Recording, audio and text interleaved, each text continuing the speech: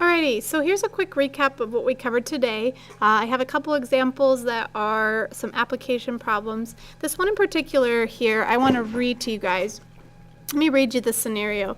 It says that a pilot flies a plane from Columbus, Ohio to Orlando, Florida. After a half an hour, the pilot reaches its cruising altitude and is 620 miles from Orlando. A half an hour later, which would mean now we're an hour after takeoff, the plane is 450 miles from Orlando. So my question is, how much time passes, or basically how far does the plane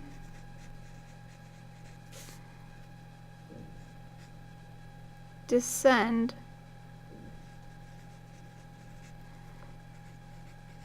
every hour if it continues at this rate? So it's basically asking us to find our slope. So in this case, because we know that our slope is the change in the rise, so it's the change in the distance over the change in time. So in this case, we have a situation here where we can just figure out the difference in our y-coordinates will be 450 minus 620.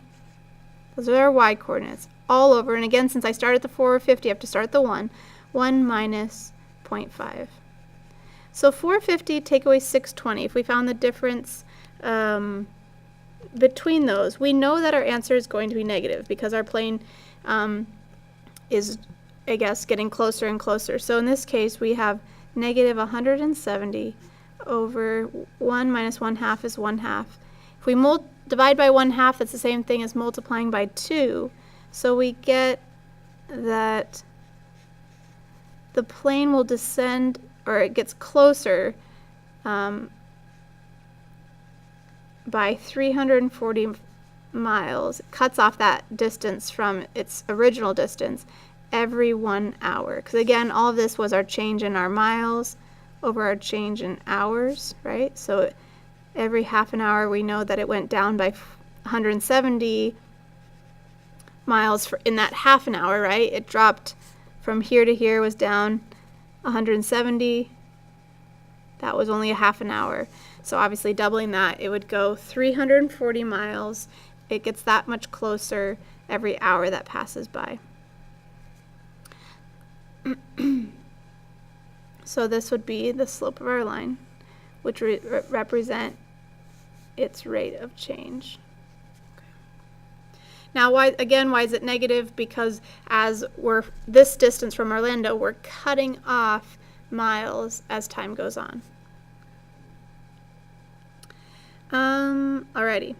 The second reminder that we talked about were the concepts of parallel and perpendicular lines. We've talked about parallel lines as never intersecting, but parallel lines have identical slopes. Identical slopes. Okay, so an example of this would be if we had, let's say one slope was 3/4. Well, the slope of a line parallel would have to be identical, 3/4. Pretty straightforward. If we have, sorry, I made you dizzy there, I was looking for my other marker. If we have perpendicular lines, so again, keep in mind perpendicular lines make 90-degree angles, they intersect to form 90-degree angles, their slopes will be opposite reciprocals. So they opposite reciprocal slopes. So for example, if one slope is 5/2, we have that the other slope is going to be the opposite, which is negative 2/5. So the opposite reciprocal. So the last example that we didn't cover in class is it asked us, are lines AB and CD parallel, perpendicular, or neither? So this would be a case where we have to actually find the slope of each one of these lines. So I'm going to use these 2 points to find the slope of AB. So let's go ahead and do that. So I'm going to call this slope 1.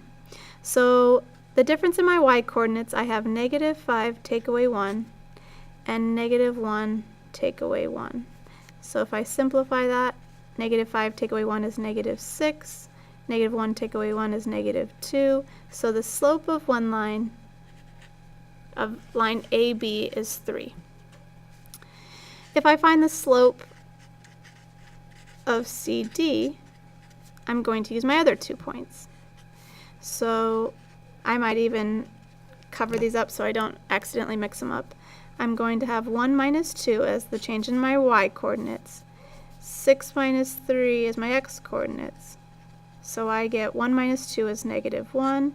6 minus 3 is 3. So I get negative 1/3. If we compare these two, we see that they're opposites, positive and negative, and 3 and 1/3 are reciprocals. So therefore, they are perpendicular. So we would say that line AB, and we can just put the symbol, is perpendicular to line CD.